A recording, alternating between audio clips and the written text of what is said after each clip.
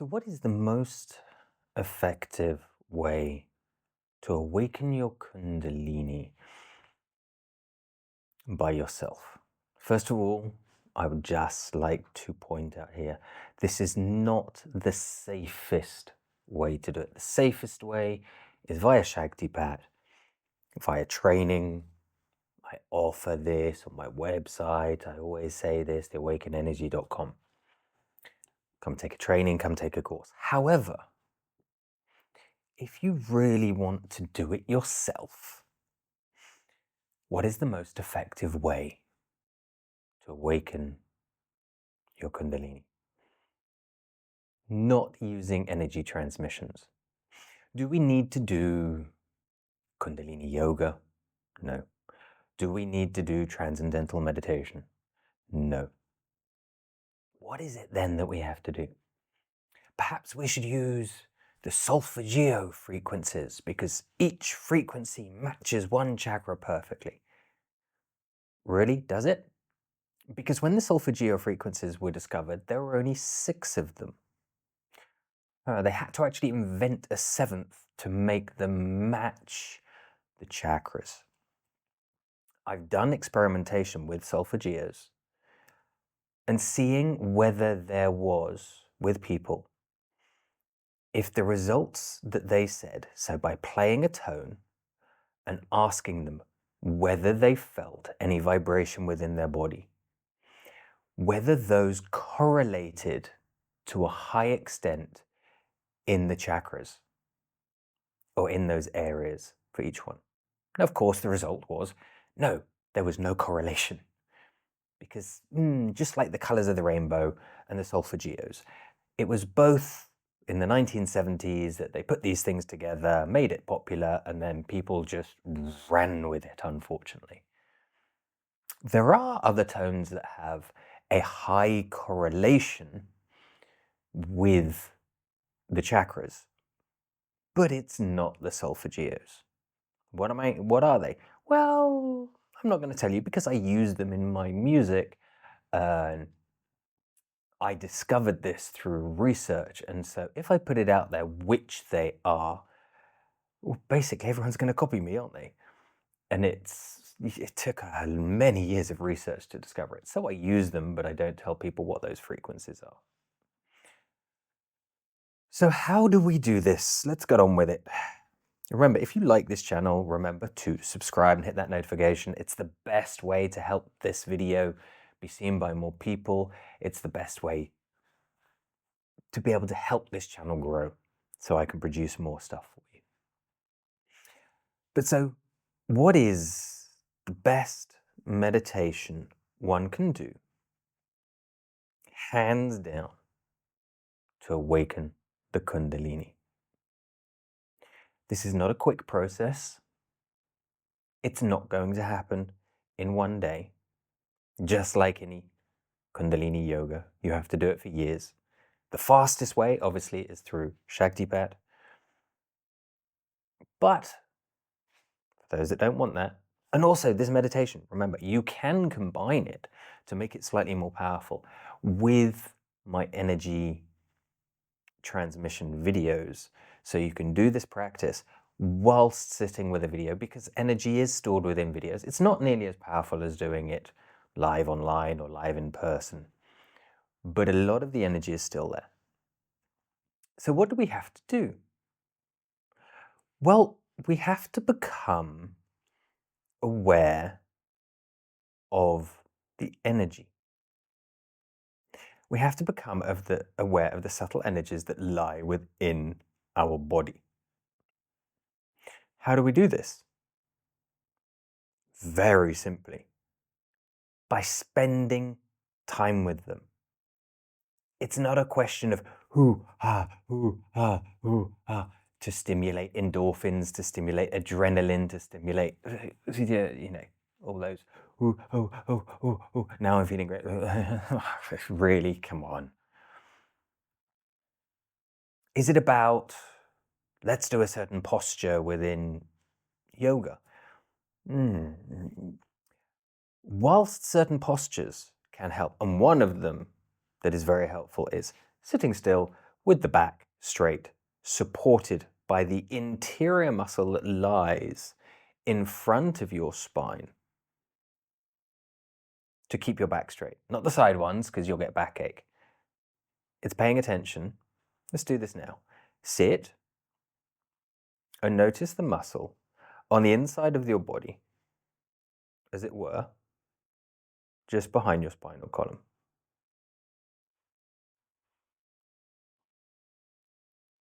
And when you become aware of that muscle,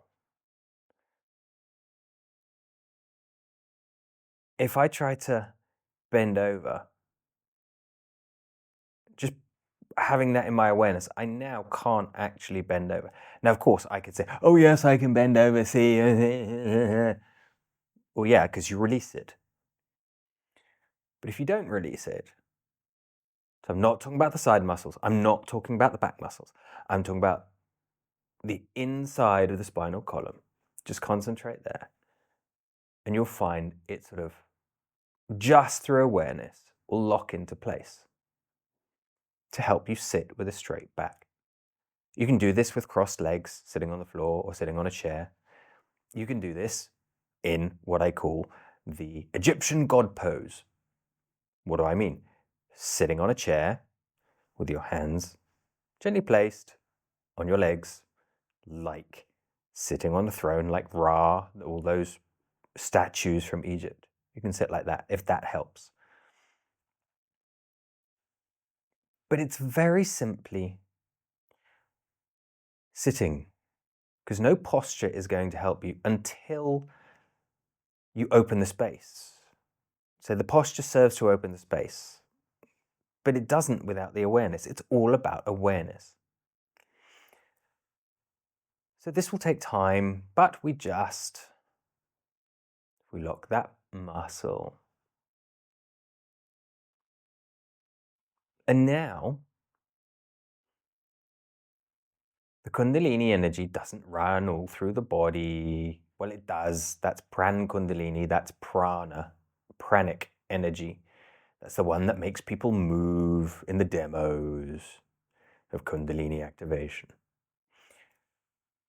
But when we're talking about the Chit Kundalini, the Kundalini awakening, then it is a matter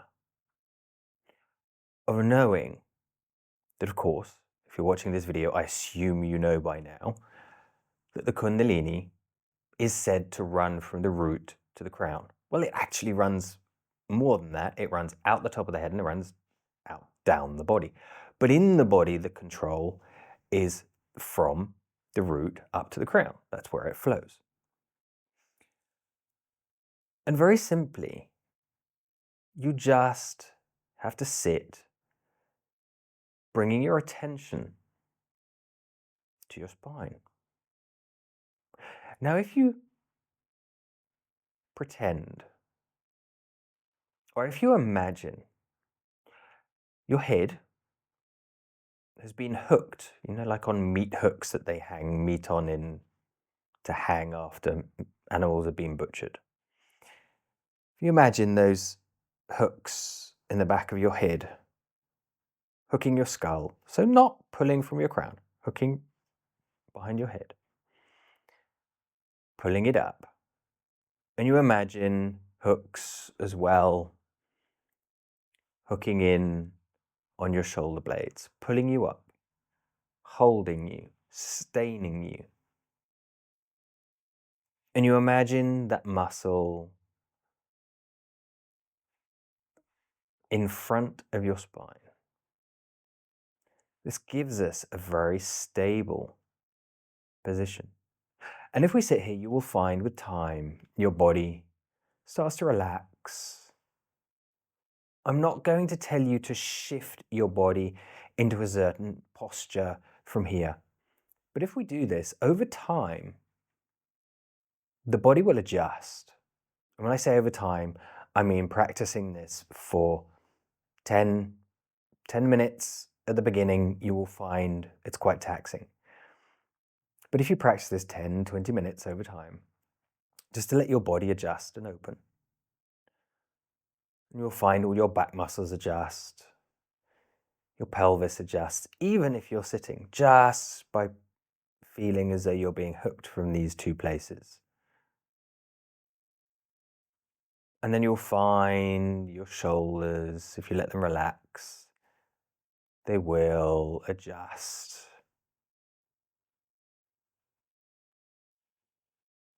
to a natural position, not the position that your body has due to stress and bad posture, but it will align. You just have to let it take time. And you focus your awareness in the space between your root chakra and your crown. We're not imagining anything, we're not visualizing anything, we're not even feeling anything at this stage. It's just a question of awareness. Because if we spend time here with our awareness here, our attention falls here. And so over time, through practice, nothing else, things start to happen.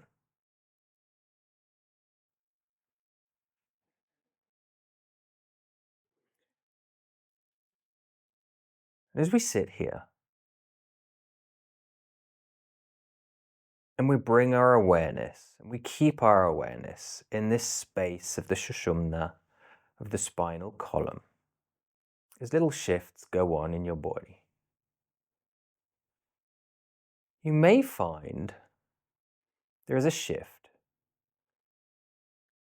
not only in your spine, but also in the energy around you outside of your physical body.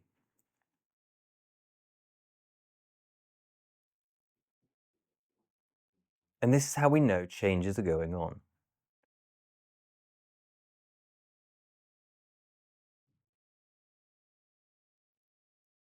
The monkey mind is not racing. Because if you have your awareness and your focus on the area of your spinal column and you're paying attention to what's going on outside your body, as a point of focus, a point of introspection, a point of concentration, your monkey mind has no place to fix on. So if your monkey mind is running, place more attention on these areas.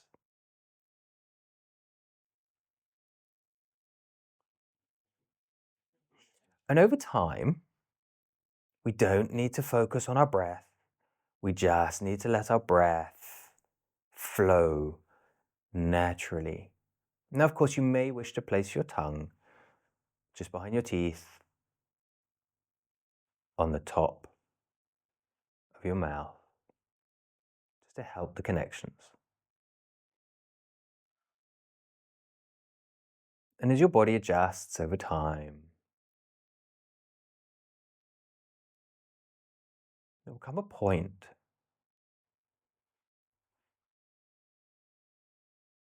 that the root area, the base of your spine, starts to feel warm. And you'll be able to notice this more if you are in a place. So if it's winter and you have the central heating up very high, it's going to be hard to notice. But if you turn down the central heating or you go outside, or if it's just a bit cooler than you're used to where you do this practice, you'll just be able to, the contrast between the temperature on your skin and the temperature in this area of your body, you'll be able to notice it more. And as you sit every day for 20 minutes, if you can do longer, by all means do longer. but only as your body allows you.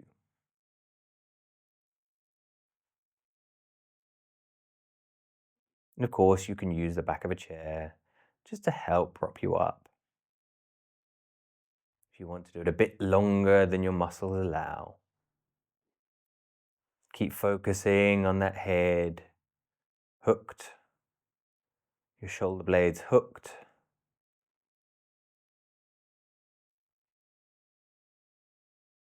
And gravity acts against the rest of the body, pulling you down, because hooks obviously don't pull you up. They just hold you in place. You'll notice this heat.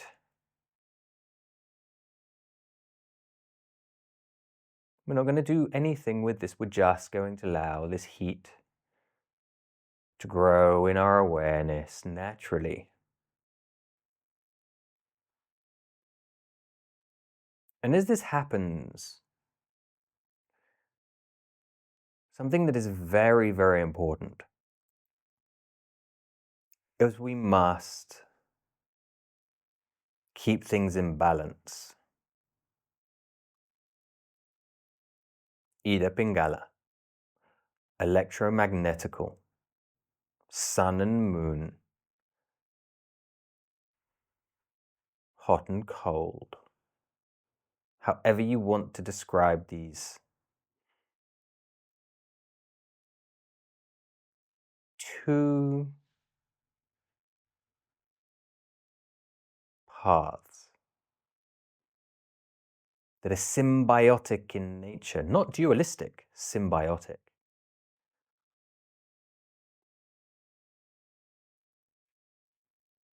The electrical current and the magnetic current together in the spine, flowing freely. Electricity can feel like pins and needles, like fire. Magnetism, coolness, density, gravity. You will notice over time, practicing every day, little by little, they start to rise out of the heat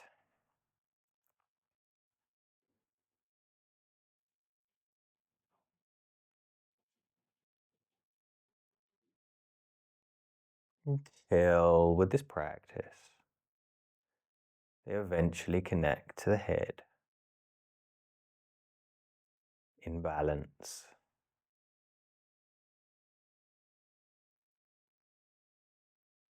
And once you have them connected, this means the energy has been turned on, activated. This can release many things in your body. Emotions can arise and release. Your body may start to shake. You may start to yawn, cough, laugh, as more things, as a result, start to activate by themselves. And then depending on who you are, this could take days, weeks, months, or years of just focusing on this, going deeper, strengthening the connection.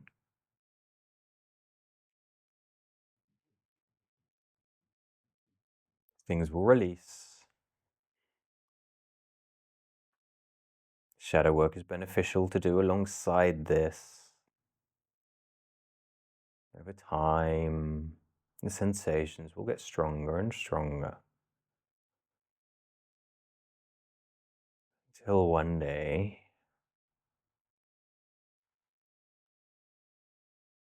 it will just be a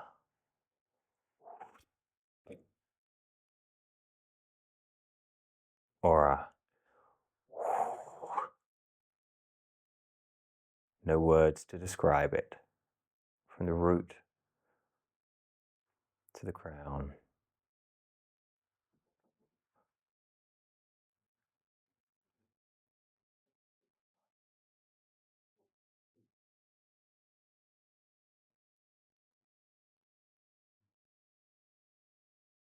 not about imagining it, visualizing it. It's about being aware of the areas and feeling what's going on. Real sensations going on in your body, reactions occurring, emotional release, ego release, body movements,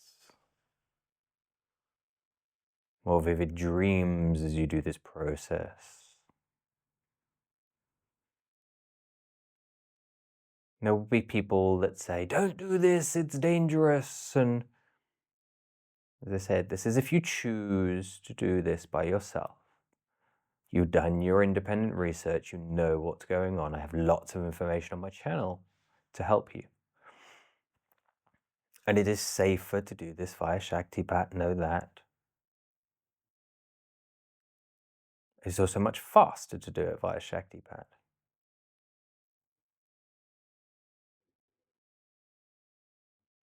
Be done with preparatory work. The actual awakening, the actual Shakitpat will only take about a week. But much preparatory work is needed to do this safely.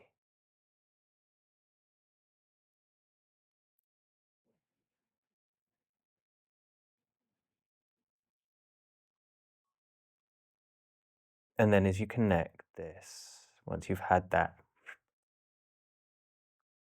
you can allow the energy to go higher and connect. From the crown to what they call a star.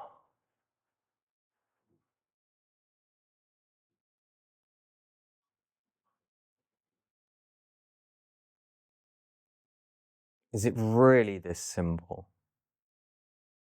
It is really this simple. That does not mean to say it's quick. It does not mean to say it's easy. It does not mean to say it has its problems. If you have not released your ego, your bias, your programming, if you have fears, if you have lots of emotional traumas and blocks within your body, these need to be worked on prior to that, because it will lead to problems. And at all times, we must keep the electrical and the magnetical energies, the two sides of the energetic fields, in balance. Because if not, it will lead to problems of burning feelings is too much electrical energy. Problems of densities forming in the body, too much magnetical energy.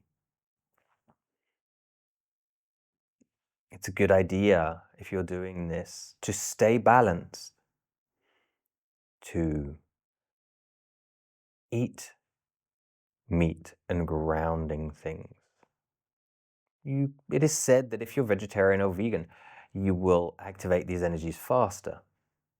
Perhaps. But if you eat meat, it will keep you more grounded.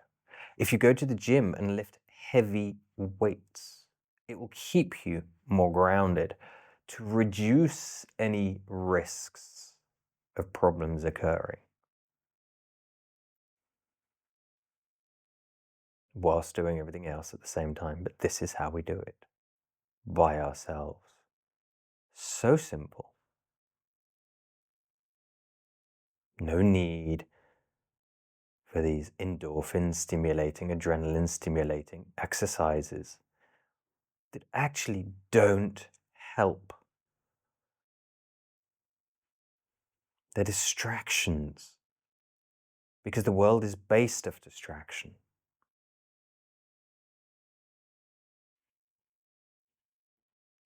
Have a go. Let me know how you do. If you do it and you feel it's not happening fast enough for you, come take a course, come take a training. And remember to subscribe to the channel for more Kundalini education.